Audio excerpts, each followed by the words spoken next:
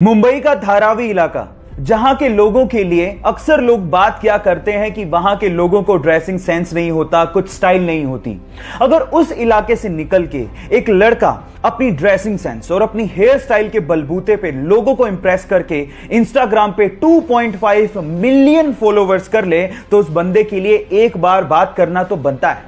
बंदे का नाम है समीर मार्क, जिसने 2016 में मात्र 2000 रुपए के सेकंड हैंड फोन से अपनी पिक्स को खींचना शुरू किया और इंस्टाग्राम पे अपलोड करना शुरू किया। अपने नाम के पीछे मार्क इसलिए लगाया क्योंकि वो बंदा चाहता था कि एक दिन वो अपनी हेयर स्टाइल और अपनी ड्रेसिंग सेंस का मार्क दुनिया पे छोड़े, और उसने वो करके दिखा दिया। तो उस बंदे के लिए एक लाइक तो बनता है। धूम्रपान स्वास्थ्य के लिए बहुत ज्यादा हानिकारक होता है, इससे आपको कैंसर भी हो सकता है। लेकिन प्रॉब्लम तब आ जाती है जब इसकी लत लग जाती है और फिर छुट्टी नहीं है। ऐसा ही कुछ हुआ तुर्की के इब्राहिम यूकैल के साथ। वो अपनी सिगरेट पीने की आदत को छोड़ना चाहता था, लेकिन छोड़ नहीं पा रहा था, बहुत परेशान हो चुका था। तो उसने एक तरीका निकाला। उसने हेलमेट के जैसा अपने सिर के लिए एक केज बनवाया, और जब भी वो ऑफिस जाता उस केज को पहन के जाता और उस ताले की चाबी को अपने वाइफ को देके जाता। अब चाहकर भी वो सिगरेट नहीं पी पाता, क्योंकि उस केज की चाबी एक्चुअली उसके वाइफ के पास होती थी। इस तरह से उसने अपने एडिक्शन को कम कर लिया। लत छुड़वाने के इस अजीबोगरीब तरीके के लिए आप क्या कहेंगे, चैट सेक्शन में लिखना मत भूलिएगा। एक बार गुरु नानक देव जी अपने शिष्यों के साथ एक गांव गए। गांव वालों ने गुरु नानक देव जी और उनके शिष्यों की बहुत ज्यादा सेवा की, लेकिन जाते जाते गुरु नानक देव जी ने उन गांव वालों को आशीर्वाद दिया, उधर जाओ। उसके बाद गुरु नानक देव जी अपने शिष्यों के साथ दूसरे गांव गए, लेकिन उन गांव वालों ने गुरु नानक देव जी और उनके शिष्यों के साथ बहुत बुरा बर्ताव किया। लेकिन फिर भी गुरु नानक देव जी ने उन्हें आशीर्वाद दिया, बसे रहो। ये देख के एक शिष्य से रहा नहीं गया। उसने गुरु नानक देव जी से कहा कि ये कैसे आशीर्वाद दिया आपने? तो गुरु नानक देव जी ने जवाब दिया कि संसार में अच्छाई का फैलना और बुराई का रुके रहना और ना फैलना इंसानियत के लिए बहुत ज्यादा जरूरी है। इसीलिए जो अच्छे लोग थे उन्हें उजड़ जाने का मैंने आशीर्वाद दिया, ताकि वो बाकी जगहों पे जाके अपनी अच्छाई को फैला सके।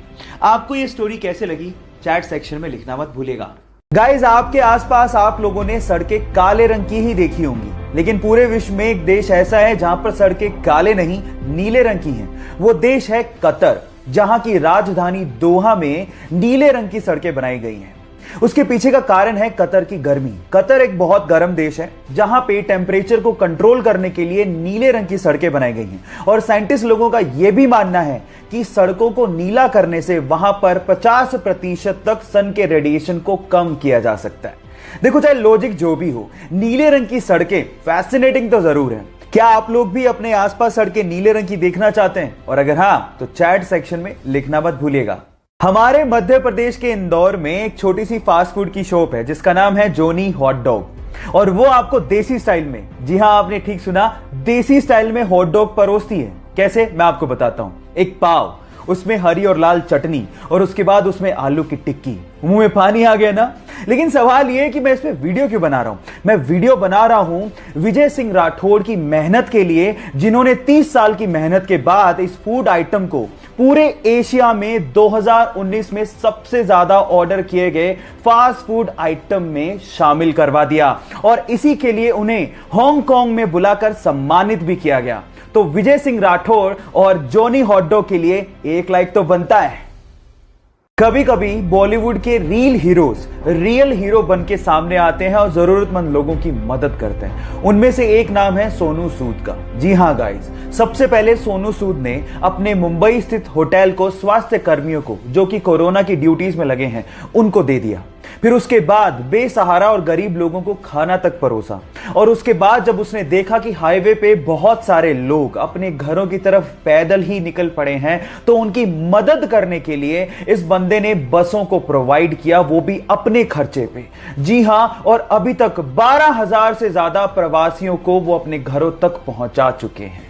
सो सोनू सूद की इस दरिया दिली के लिए एक लाइक तो बनता है। कोरोना के चक्कर में हम लोगों ने कुछ नया सीखा हो या ना सीखा हो, अंग्रेजी का एक नया शब्द जरूर सीखने को मिला, और वो था क्वारंटाइन। और सवाल यह है कि क्वारंटाइन शब्द एक्चुअली आया कहां से, उसका मतलब क्या था। तो मैं आपको बताता हूं।